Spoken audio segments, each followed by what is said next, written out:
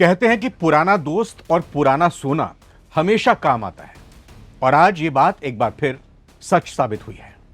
एक तरफ middle east में तनाव की वजह से पूरी दुनिया में तेल और गैस की सप्लाई चेन बिगड़ी हुई है, वहीं दूसरी ओर रूस ने भारत को एक ऐसी गारंटी दे दी है जिससे अमेरिका और पश्चिमी देशों के माथे पर पसीना आ गया है। रूस के विदेश मंत्री सर्गेई लावरोव ने साफ कह दिया है कि भारत तेल की चिंता बिल्कुल ना करे, हम ईंधन की कमी नहीं होने देंगे। तो आखिर रूस ने एक बार फिर ये ब्लैंक चेक भारत को क्यों दिया है और क्या भारत अंतर्राष्ट्रीय दबाव के बावजूद रूस से यह दोस्ती जारी रख पाएगा, समझते हैं। प्रधानमंत्री नरेंद्र मोदी की ईरान युद्ध की वजह से पेट्रोल डीजल का इस्तेमाल कम करने की अपील के बाद अब रूस ने कहा है कि तेल की आपूर्ति में भारत के हितों को कोई नुकसान नहीं होगा। रूस ने साफ कहा है कि भारत तेल की चिंता बिल्कुल ना करे। भारत में ब्रिक्स विदेश मंत्रियों के सम्मेलन में शामिल होने से पहले रूस के विदेश मंत्री सर्गेई लावरोव ने आरटी इंडिया को दिए इंटरव्यू में भारत और रूस के संबंधों को लेकर खुलकर बात की और यह सब कहा। उन्होंने कहा कि रूस ऊर्जा सप्लाई के मामले में भारत के साथ अपने वादों को निभाता रहा है और आगे भी निभाएगा, इसमें कोई रुकावट नहीं आई, कोई इफ बट भी नहीं है। लावरोव ने यहां तक कहा कि रूस हर संभव कोशिश करेगा ताकि भारत को तेल, गैस और कोयले की सप्लाई में कोई दिक्कत ना आए।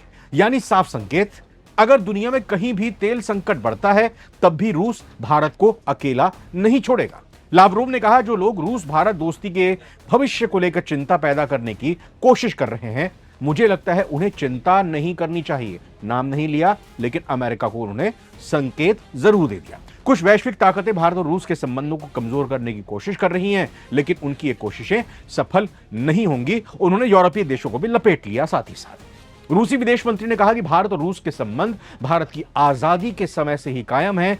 यह भी कहा कि भारत की आजादी के बाद लंबे समय तक कोई भी पश्चिमी देश भारत की सैन्य क्षमता विकसित करने में मदद करने के लिए तैयार नहीं था। रूस ने भारत को न सिर्फ हथियार उपलब्ध कराए, बल्कि कई तरह के हथियारों के उत्पादन के लिए तकनीक भी भारत के साथ साझा की। हमने ब्रह्मोस मिसाइल से शुरुआत की, फिर कलशनिकोव मशीन गन्स तक पहुंचे, अब T-90 टैंक भी भारत में बनाए जा रहे हैं रूस के साथ मिलकर। जैसा कि आप जानते ही हैं कि मिडिल ईस्ट में बढ़ते तनाव और अमेरिका और पश्चिमी देशों के दबाव की वजह से रूस से तेल खरीदना फिलहाल आसान नहीं रह गया है। अमेरिका और यूरोप लंबे समय से चाहते हैं कि भारत रूस से तेल खरीदना कम कर दे।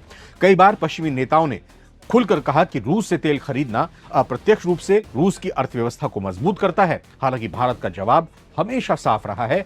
विदेश मंत्री एस जयशंकर कई बार कह चुके हैं कि भारत अपने राष्ट्रीय हितों के हिसाब से फैसला लेगा। अगर भारत को सस्ता तेल मिलता है तो वो अपने लोगों के हित में वही करेगा। जहां तक बात रूस और भारत की है, तो दोनों देशों के रिश्ते सिर्फ तेल तक सीमित नहीं है। दोनों के बीच दशकों पुरानी दोस्ती है। रक्षा, परमाणु ऊर्जा, अंतरिक्ष और व्यापार, हर क्षेत्र में दोनों देश साथ काम करते हैं। तमिलनाडु का कुडनकुलम न्यूक्लियर पावर प्लांट भी रूस की मदद से बन रहा है। रूस के विदेश मंत्री ने यहां तक कह दिया कि भारत और रूस के रास्ते अलग होना अकल्पनीय है, कल्पना ही नहीं की जा सकती इसकी। उन्होंने हिंदी रूसी भाई भाई वाला पुराना नारा भी याद दिलाया। लेकिन फिलहाल भारत की रणनीति बिल्कुल साफ दिखाई दे रही है। भारत किसी एक देश पर पूरी तरह निर्भर नहीं रहना चाहता, इसीलिए वो रूस, सऊदी अरब, यूएई और दूसरे देशों से भी तेल खरीद रहा है। यानी भारत मल्टी बैलेंसिंग की नीति पर काम कर रहा है। जहां फायदा मिलेगा वहां से तेल खरीदा जाएगा और यही वजह है कि रूस भी भारत को अपने सबसे भरोसेमंद साझेदारों में मानता है। अब आने वाले समय में देखना दिलचस्प होगा कि अगर वैश्विक तनाव और बढ़ता है